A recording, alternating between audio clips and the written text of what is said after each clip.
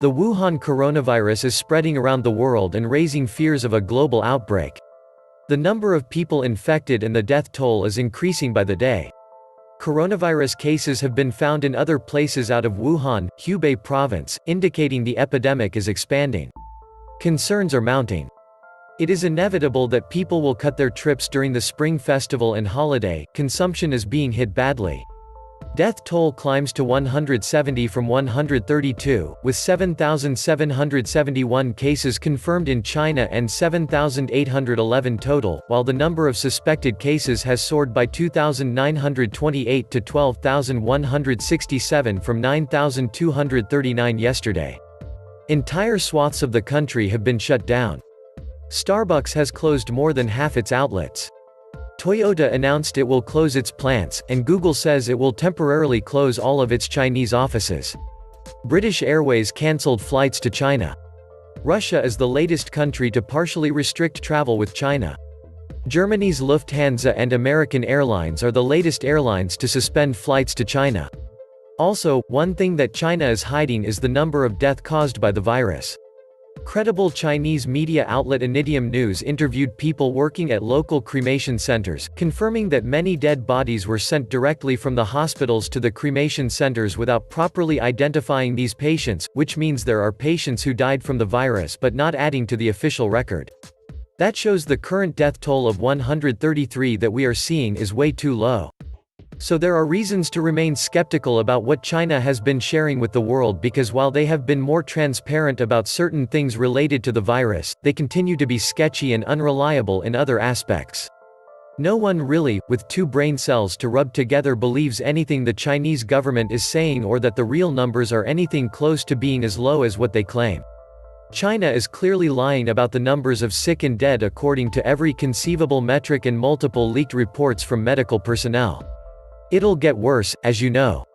Current numbers are largely Chinese fabrication. Thailand, India, and others will probably be more inclined to report it more accurately if they are able. And anyone who thinks the fatality percentage is 2% is a knucklehead. Lancet says 11% and lots of deaths aren't being reported. Probably closer to 20. Better medical care in the West might lower that a lot, but it's still gonna be around 5 at least. Of course, the Chinese officials are lying about the actual number of infections and deaths. What idiot would actually believe any government trying to avoid a pandemic panic in a nation of 1.3 billion people? Looking at the numbers alone, we are to believe there are only 12,167 suspected cases and only 7,771 confirmed cases in Wuhan, a city of approximately 11.1 million people? The province of Hubei, which is home to Wuhan, has a population of approximately 58.5 million people. We are being told this virus is airborne, with human-to-human transmission confirmed, and a mortality rate north of 4%. The suspected cases rose by 2,928 overnight, which would be a approximately 24.1% increase. Those types of increased percentages indicate a pandemic event occurring. So yes, just on the numbers alone, the Chinese government is lying about the gravity of the situation. Some researchers are saying there are actually several variations of this virus, not only one, as has been claimed before. So either it is mutating faster than they thought, or several different viruses were leaked out of that biological lab in Wuhan. Perhaps this is why the governments are freaking out. On his radio show tonight, Hal Turner just claimed that the virus is a mixture of SARS and corona viruses created by the People's Liberation Army of China under something called the Nanking Command. Also, leakers from within China say the government is preparing to defend 11 cities in a worst-case scenario if the coronavirus collapses China. Basically, they have a plan in place to let the rest of the nation collapse but for those 11 cities. The audio was posted on Twitter. There might be a mass migration of several tens of millions of Chinese to Europe if that happens. Maybe even a Chinese civil war. That many hungry people will storm castles if they have to eat. China is now collapsing faster than Utah's housing market. This is going to get worse, folks. I'm getting the feeling something really big is about to happen. Welcome to the Atlantis Report.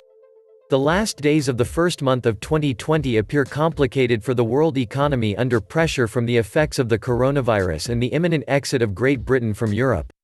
The last week of January promises to be challenging for the markets, under pressure from the impact of Chinese pneumonia, the impeachment of Donald Trump, the Fed meeting, the official launch of Brexit 3 years after the referendum, the last meeting of the Bank of England before the departure of Governor Mark Carney, and the US GDP figure in the fourth quarter release.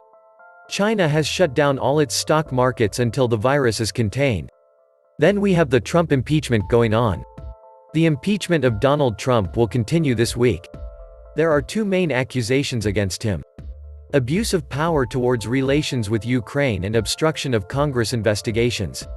Then we have the Fed's FOMC meeting on January 28 to 29. The FOMC, the Fed's Monetary Policy Committee, meets on January 28 to 29. Analysts don't expect any rate decisions for Wednesday night. President Jerome Powell will look forward to developments in the situation for this early 2020, which promises to be fairly calm after the US-China deal on Phase 1. However, there is an expectation for what he will say about the effects of the Chinese virus on the economy. In 2019, the Fed has already cut rates 3 times, despite the good performance of the US economy. This week will also see the last meeting of Mark Carney's Bank of England. The Bank of England monetary policy meeting next week will be the last one led by Governor Mark Carney, whose term expires in March, and before London's official farewell to the EU. Carney said earlier this month that the Bank of England will delay any hike in interest rates until inflation is well above its target, but analysts are divided between those who don't rule out a scissor cut right away and who is convinced that Carney will leave this decision to his successor Andrew Bailey, who will take over on March 16. And then we have Brexit, with London's farewell to the EU next Friday.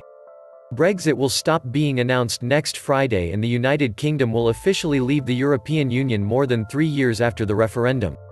The withdrawal law removed the last parliamentary obstacle and received royal consent from Queen Elizabeth II last week. Now there is only the approval of the European Parliament. An 11-month transition will begin next week, which will keep the trade and security relations between London and Brussels unchanged, pending the final negotiation on Brexit. And still again we have the first data on US GDP, which will arrive from the USA next Friday in the fourth quarter. Economists expect the economy to grow 2.1% annually, weighed down by lower consumer spending and reduced commercial activity. Then we have the coronavirus that still weighs on the markets. The Chinese virus does not cease to frighten the global markets, even if for experts this contagion, which so much resembles SARS and whose spread has been expanded by the great traffic of travelers of the Chinese New Year, should be short-lived because its impact is more psychological than real. At the moment, however, the escalation of infections and victims is strong. In China, there are 2,500 infected and 80 dead. Just for some reference, the Spanish flu took roughly 4 to 6 months to become a pandemic. The Beijing authorities extended the holidays for the Lunar Year, the Chinese New Year, until February 2 and closed the main offices to avoid further spread of the coronavirus in the offices. Furthermore, it is estimated that the economy of the dragon could suffer and fall, at least for a quarter, under 6% of growth, with repercussions on the oil price and on the export of numerous goods, in particular, luxury goods. This is now the biggest quarantine in human history. The virus has an asymptomatic transmission, meaning transmission happens even when people seem healthy with 0 symptoms. On the 27th of January 2020, gold-to-paper ratio and silver-to-paper ratios have been removed from the real-time national debt clock and replaced with the cost of college tuition, a wealth of the 1% versus the bottom 50%, cryptos versus dollars, and automobile price increases. Gold and silver off the screen? At a time when I'm reading that a cure for cancer has been found and a new coronavirus hits humanity and the Fed is in trouble. Really? I'm getting the feeling something really big is about to happen. The virus is spreading quickly and the world is on edge. So the new type of coronavirus that first appeared in Wuhan late last month continues to claim more victims. As of Wednesday morning, at least 132 people have died in China, and 105 of them are from Wuhan. The number of confirmed cases in China has soared to near 6,000, with more than half of them in Wuhan. Shanghai and the Chinese capital Beijing has reported deaths from the virus as well. Beijing confirmed on Monday a 50-year-old man died of respiratory failure, and Shanghai said on Sunday an 88-year-old man died. Experts in China say the outbreak is forecast to worsen. The head of a team of experts at China's National Health Commission said on Tuesday that the coronavirus will reach its peak infection rate in 7 to 10 days. However, he added, there will be no large-scale growth after that. The virus is also continuing to spread to other parts of the world. The virus is popping up across the world, with more confirmed cases being reported every day. At least 17 countries and territorial entities outside mainland China have now reported confirmed cases. Luckily, no deaths from the coronavirus have been reported other than in China so far. France on Tuesday confirmed its fourth case in an elderly Chinese tourist. France's health ministry said the patient, who is hospitalized in Paris, is believed to be about 80 years old and is gravely ill. Japan and Germany have both confirmed cases from patients who have never been to Wuhan. Japan has at least 7 confirmed cases, and the first confirmed patient, a male bus driver in his 60s, has not been to Wuhan, but drove 2 groups of Chinese tourists from Wuhan earlier this month. Germany has now at least 4 confirmed patients, and the country's first confirmed patient, a 33-year-old German male, did not visit China but was in a meeting with a female Chinese national, who later turned out to be infected. Thailand has at least 14 diagnosed with the disease, having the most confirmed patients outside of China. Thailand has announced plans to screen all arrivals from China for symptoms of the coronavirus. Hong Kong has at least 8 confirmed cases.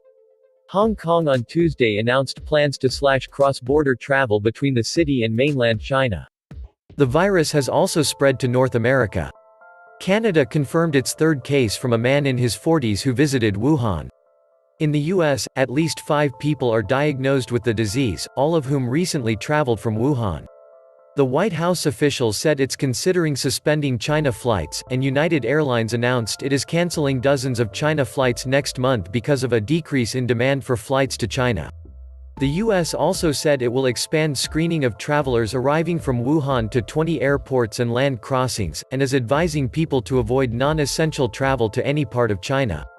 The European Commission said on Tuesday it would start helping repatriate Europeans from Wuhan on France's request.